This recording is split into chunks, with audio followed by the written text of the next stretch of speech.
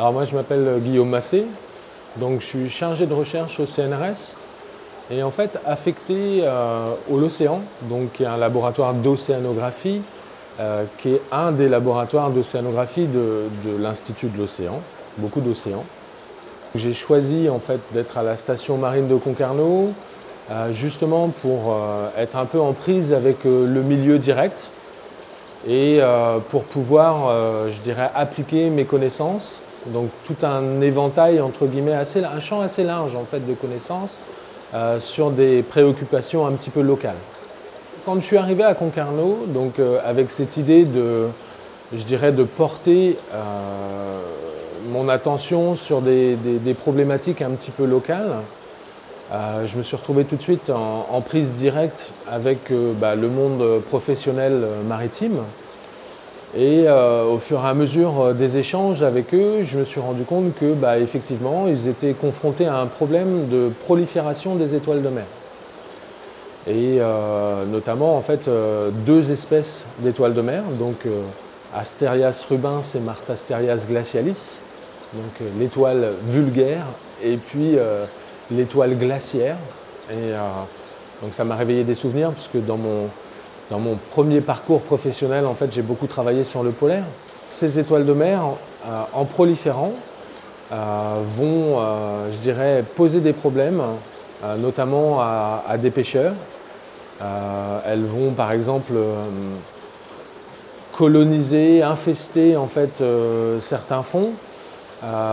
Elles vont impacter en fait des outils ou des engins de pêche tels que les casiers, en rentrant dans les casiers et en empêchant en fait, je dirais, les espèces désirées par les pêcheurs comme les homards, comme les tourteaux, les araignées, de rentrer dans les casiers. Et donc le pêcheur en fait pêchait des étoiles de mer plutôt que de pêcher des homards, voire même en fait poser des problèmes à des conchiliculteurs ou à des mytiliculteurs en s'attaquant directement aux moules ou aux huîtres qu'ils élèvent.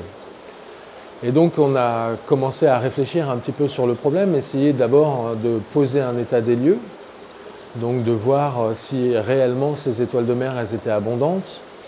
Et puis au fur et à mesure je dirais, de nos recherches bibliographiques par exemple, parce qu'on s'est rendu compte que ces proliférations, c'était pas uniquement dans la baie ici, mais c'était un petit peu partout à travers le monde. Et finalement, il y a eu énormément en fait, de travaux de recherche sur les étoiles de mer. Et en regardant, en parcourant en fait, justement toutes les comptes rendus de ces travaux, on s'est rendu compte que les étoiles de mer, elles pouvaient très certainement être valorisées. Et donc ça nous a donné l'idée, entre guillemets, de monter tout un programme de recherche avec différentes facettes. Donc une première facette qui est vraiment de dresser cet état des lieux, quelle est l'abondance naturelle des étoiles de mer dans la baie et dans les littoraux français. Et ça, en fait, ça permet d'avoir une idée justement du problème auquel on s'attaque, on va dire, mais aussi dans une perspective de valorisation, de savoir quelle biomasse d'étoiles de mer peut être disponible pour les industriels. Et puis après, alors, dans mon premier parcours académique, j'ai travaillé en tant que chimiste. Ma formation, c'est chimiste. Et donc, je me suis intéressé un petit peu à regarder quelles molécules pouvaient être présentes dans les étoiles de mer. Et on s'est rendu compte qu'effectivement, il y avait tout un tas de molécules. Typiquement, des étoiles de mer, on peut en faire des crèmes antirides, donc on peut les vendre sous forme de cosmétiques. On peut en faire des produits qui font pousser les plantes, on peut en faire des produits qui empêchent de pousser les plantes. Et donc tout ça, c'est des problématiques qui sont intéressantes, en fait, qui sont très actuelles. On parle de pesticides, on parle de tout un tas de choses, et donc si on peut produire des choses naturelles, à partir d'une biomasse qui, par exemple, n'est pas utilisée actuellement. On pêche des étoiles de mer, mais on n'utilise pas la biomasse. On est obligé de la détruire. Et là, en l'occurrence, c'est la transformer en ciment, par exemple.